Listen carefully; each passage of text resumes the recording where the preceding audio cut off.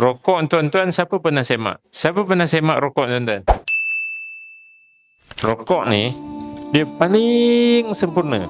Bila paling tu tak adalah yang sempurna lepas tu dah kan. Kan. Lebih kurang lah, tak adalah 100% tepat kan. Dia sepatutnya lurus macam tu ya. Ya. Tapi kadang-kadang kita nampak kawan kita macam tu. Kadang-kadang kita nampak macam tangan dia ke bawah macam tu. Kan? Dia ikut siapa? Rokok tuan-tuan, siapa pernah semak? Siapa pernah semak rokok tuan-tuan? Tak ada. Jadi kadang perasan betul, tapi sebenarnya dia tak elok. Sebab tu soalan ni kena ada orang yang perhati. Yang best dia tu bila saya tanya haji yang rokok lebih tadi kan, "Cik, tanya sikit." Kita pun buka telefon kan sebab sempat rakam lah.